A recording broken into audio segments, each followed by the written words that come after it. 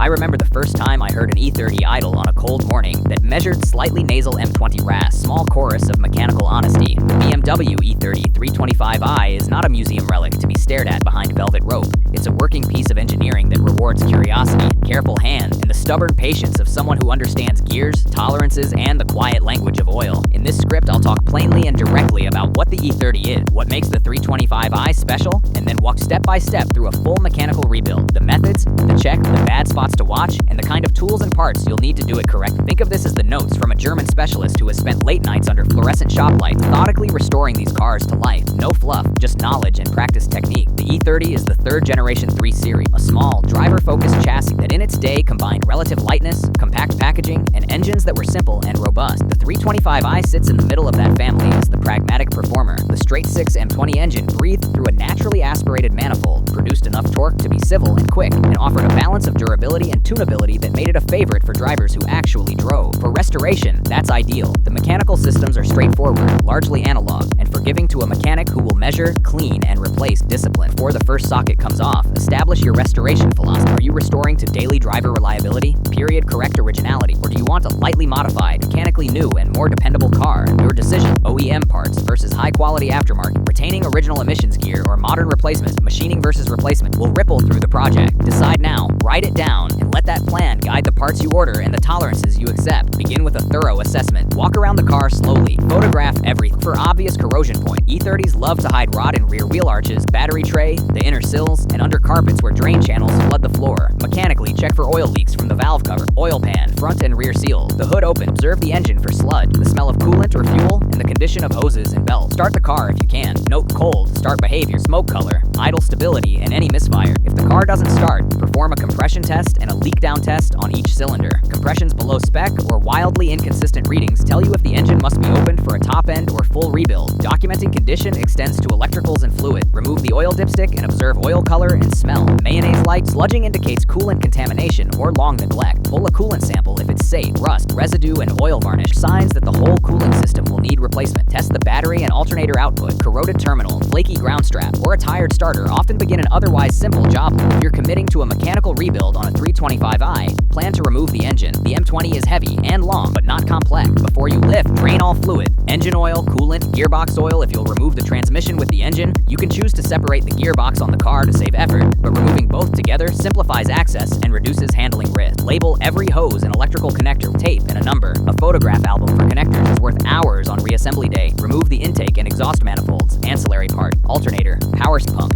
or bracket, AC compressor if you keep it installed for mass and balance, and disconnect the throttle cables, fuel lines, and emissions plumbing. Fuel system safety is crucial. Bleed pressure, cap the line, work in a ventilated area. Once the engine is free and on a stand, begin a methodical teardown. Clean the exterior thoroughly first. A degrease and pressure rinse. Make later inspections honest. Start with valve cover and intake manifolds, then move to timing gear. The M20 uses a timing chain. Inspect the chain, guides, and tensioner closely. Timing chains are durable but not invulnerable. For elongated link, scored guides, or a collapsed tensioner spring, replace the chain kit if age or mileage is significant. While the engine is apart, the cost of the kit is small compared to the consequences of a late failure. Remove the cylinder head. The head should go to a competent shop for pressure test, resurfacing if warped, and inspection of valve seats and guide. Valve guide wear can produce blue smoke at start or under load. Worn seat faces produce poor compression. A brief valve job, new stem seals, reface lap valves, restores good sealing. If the head shows hairline crack, especially between valves on older cast iron head, be prepared to source a replacement or a used head in good condition. Inspect the block carefully. Measure bores with a micrometer and use a bore gauge to determine if cylinders are within specification and whether an overbore is required. Look for scratches, scoring, and signs of overheating such as bluing. The block deck should be checked flatness too. Warpage means the head gasket choice will be critical and resurfacing may be required. If you machine the bores, order-matched piston, carefully spec ring and gap after the machine shop finishes. Forged pistons are not necessary for road use in an E30. Correct clearances, balanced rods, and fresh ring far more important than exotic metallurgy for stock power level. Main and rod. Bearings should be removed and inspected for polishing, pitting, or embedded debris. Plastigauge is a trusted low-tech method to measure bearing clearances during mock-up. Clearances are outside spec. Crankshaft grind and bearing replacement are required. If the journals are pitted, consider regrinding an undersized bearings rather than replacing a crank. The latter is prohibitively expensive. Replace the oil pump if it shows wear or unusual play. An oil pump failure will ruin a freshly rebuilt engine faster than any other fault. When rebuilding the bottom end, balance your rotating assembly if you are pursuing high precision. Faithful road rebuild, clean the crank, install new main and rod bearings, torque a cap, correct sequence spec, and observe proper break-in procedure. Replace oil seals, front and a rear, and use new main cap bolts if they show stretch or damage. A new oil pickup and a cleaned oil gallery are inexpensive insurance. Gaskets on these engines deserve respect. Use the correct composite or multi-layer steel gasket specified for the engine variant. When your head goes back on, use a calibrated torque wrench and follow the BMW's incremental torque increases and, if applicable, angle torque. If you diverge from manufacturer specs, document the reason and understand the risk. Use new head bolts if they are torqued to yield and not intended for reuse. Careful, patient head installation avoids the classic post-rebuild leakage. The valve train, camshaft, followers, and lift should be inspected for wear, lash specification. The M20 uses hydraulic lifters in later variant. If you have solid, you'll be doing valve clearance adjustment. Replace worn cams or followers rather than compromise with mismatched parts. Ensure cam timing. Precise cylinder breathing depends on correct overlap and timing. Install a new timing chain tensioner and check camshaft end play. Ignition and fuel systems are the next chapter. The 325i runs Bosch Motronic in many markets, a robust system but one that ages. Replace brittle vacuum line, new fuel filter, and a reliable fuel pump. Consider cleaning or replacing inject. Ultrasonic cleaning and new O-rings pay dividends in idle quality. Replace old ignition cap and rotor if present, and install a fresh coil if the original shows spark. If you convert to a modern ignition coil or ignition amplifier for reliability, be mindful of the Motronic mapping. Sensors functional and tuned accordingly. Fuel management sensors deserve attention. Idle control valves, ICV, can stick after years of varnish. MAF or air meters can drift, causing rough running. Clean sensors with a proper sensor cleaner and consider replacement if readings are off. Oxygen sensors and lambda feedback are essential for smooth combustion and economy. Fresh upstream O2 sensor helps closed loop correction during warm running. Batsin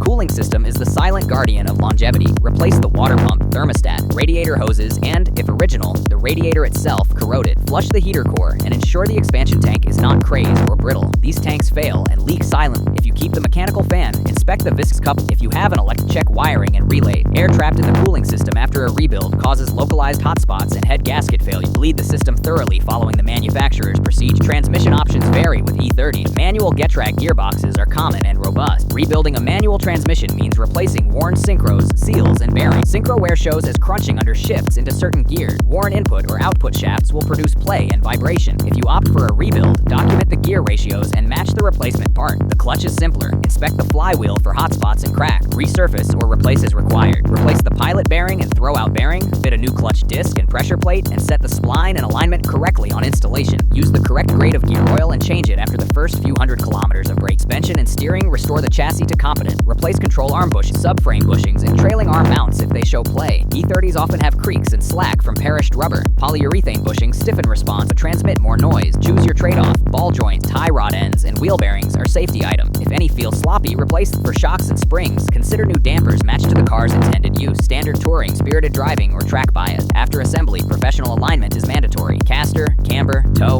Get the car aligned to a known spec, and if you lowered the car, account for changed geometry with camber shims or adjustable control arm. Brakes are safe. Replace flexible lines with fresh OEM rubber or stainless braided lines for improved pressure response. Recondition or replace calipers and rebuild master cylinder if it shows internal leakage or external corrosion. Fit new rotors and pads. Check rotor runout and lateral wobble. Bleed the system with fresh dot-rated fluid. Brake fluid attracts moisture and old fluid degrades boiling point and can corrode ABS module. If the car has ABS, check the hydraulic unit and sensor. ABS problems can be complex. Start with clean wheel speed sensor rings, secure wiring. Exhaust often hides cracks at the manifold and gasket. Inspect the collector flange, the downpipe, and hanger. Exhaust leaks at the manifold studs are common. Studs can seize, break, remove with care. Use penetrating oil and be prepared to drill if necessary. Where emission control gear is present, decide whether to retain catalytic converters or use period correct replacement. Local laws and intended use will guide you. Electrical pickups, clean all grounds and check the condition of the main engine loom and the connectors that survive under the battery tray and behind the inner fender. Corrosion and brittle insulation are common after decades. Replace the battery tray if it's through. A failing tray causes loose grounds and intermittent gremlins. Replace any brittle wiring loom segments and solder and heat shrink repairs rather than rely on twist connectors. Seals and gaskets are inexpensive peace of mind. Replace front and rear crank seals, valve cover gasket, oil pan gasket, cam seals, and the timing cover gasket. Use proper gasket sealant sparingly where recommended. Not everything needs RTV. When reassembling, torque all fastener specification and use thread locker on studs that benefit from it. Fastener torque charts at hand. Threads stripped or under-torqued bolts are leads to future leaks failure. The rebuild rebuild needs proper tool, a strong engine hoist and engine stand, a calibrated torquey wrench, a good socket set. Impact driver and combination wrenches are basic. Specialty tools include a valve spring compressor,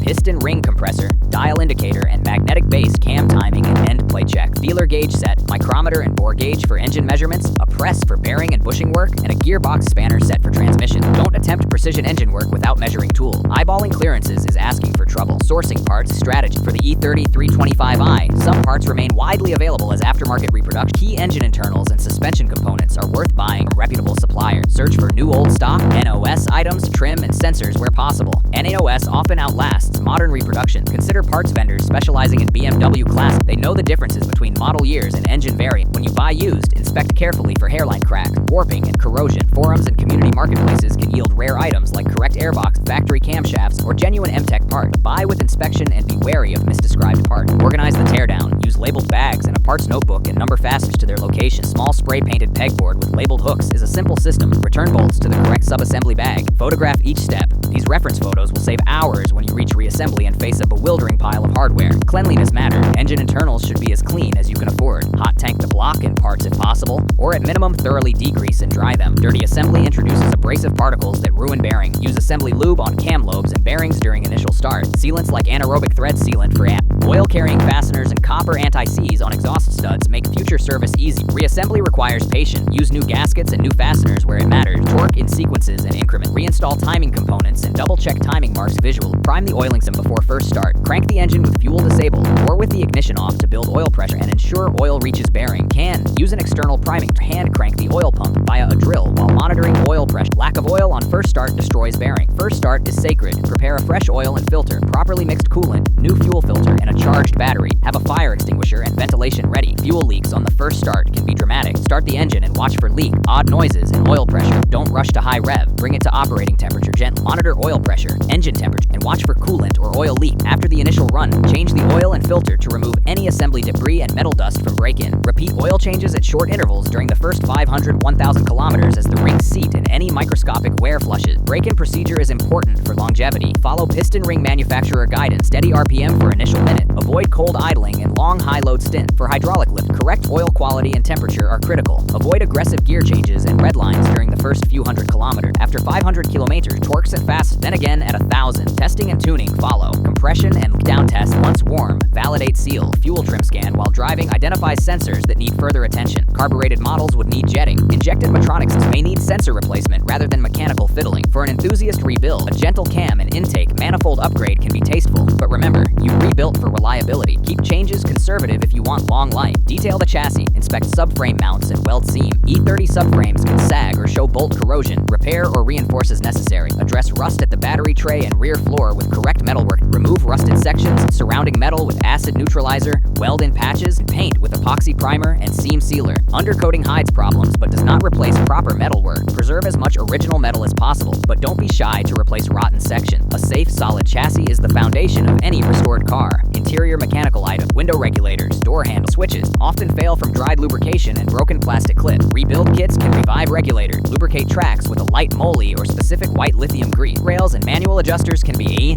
cleaned and lubricated so seats move smoothly again. Replacing a cracked instrument cluster face or restoring the speedo can be more cosmetically focused but improves perceived quality. Throughout, be methodical about safety. Use jack stands rated for the load and set the car on a level surface. Use proper personal protective equipment, eye protection, gloves, and a respirator when painting or working with solvents. Store fuel safely and dispose of fluids responsibly. Budget realistically. Mechanical rebuild can vary widely. Your biggest costs are machining, replacement bearings and pistons if needed, headwork, and a quality clutch and transmission refresh. Labor, if outsourced, dominates the tab. If you do the work yourself, your expenses will be parts and machining, but your time is the hidden cost. Don't cut corners on critical item. A cheap timing chain kit with poor guides or reused seals will cost far more in the long run. For sourcing knowledge and community, join E30 forums and local BMW clubs. These communities exchange vendor contact, nuances of model year differences, and sagas of use community wisdom to find rarer parts like correct intake manifolds, airboxes, and original trim components. Make notes in your project log about which vendors were reliable. That will pay forward on future projects. Finally, after months, grease, patience, measuring, and torque, First road test rewards you, the steady 6 humming along, precisely responsive steering, brakes bite like new, and the satisfaction that comes from doing it correct. Keep a maintenance schedule, regular oil and filter change, cooling system check, brake fluid changes every couple of years, and attention to rubber items as they age. Mechanical rebuilds are only part of preservation. Routine care keeps the engine breathing right and the chassis safe. A few specialist tips an old shop hand would pass on across a bench. Always replace weathered vacuum hoses en masse rather than chasing one leak after another. Rubber that looks okay on the bench will be brittle under pressure. When installing new cooling components, use a proper mix of ethylene glycol or appropriate long-life coolant and distilled water. Tap water invites electrolysis and corrosion. When you balance the rotating assembly, include the flywheel and clutch assembly in the balance if you are fitting a replacement. Mismatched balance can cause vibration that sneaks up hours later. Use quality fasteners on the exhaust studs and coat them with anti-seed. The E30's exhaust studs are infamous, and photograph the underside after you finish so future caregivers can see the state you left it in. If your restoration aim includes authenticity, photograph original components before replacing them. Store original parts labeled and dry. They retain provenance and sometimes value. If your aim is reliability, sensible modern replacements for improved longevity. 8. Modern fuel pump. A high-quality radiator or an upgraded ignition coil add dependability without compromising the character of the car. To summarize the mechanical rebuild workflow in concise: assess and document, plan and source parts, drain and disconnect fluids, remove engine and transmission, or separate them carefully. Clean and tear down the engine, measure and machine as required. Replace wear item, bearings, seals, rings, chains, guide. Rebuild head and valve. Reassemble with correct torques and gas. Rebuild the gearbox, clutch. Refresh suspension, brakes, and steering. Replace cooling and fuel system component. Rewire and ensure ground. Prime oiling system. Perform a cautious first start and early break-in main. Finalize chassis alignment and dynamic testing. Each step deserves patience and careful measurement. E30 325i is an honest car. It tells you what it needs if you learn to listen. Metal talks only when you take it apart. Bearings are before they shout. Valves slowly and create a cough. Rust hides and electrical problems hide in plain ground. Your role as restorer is translate those whispers into action. Measure, replace when necessary, keep record, and ultimately make choices that honor the design while improving safety and reliability. There is a special satisfaction in a job well done. The precise, healthy idle, the confidence in the gearbox, faithful suspension geometry that makes the car turn like it should. When you hand the keys to a car that has been restored with care, the first person who truly appreciates it is you, and every passenger who feels the difference. 325i, with its straight 6 heart and a chassis that begs to be driven, rewards clean mechanical thinking and patient hands. So gather your tools, make your list, and approach the work with a craft's calm. Measure twice, tighten once, and when you hear that first correct idle after the rebuild, hold that moment. It's the sum of every decision you made to restore not just a machine, but a piece of automotive poetry that still sounds, smells, and behaves something that belongs on the road.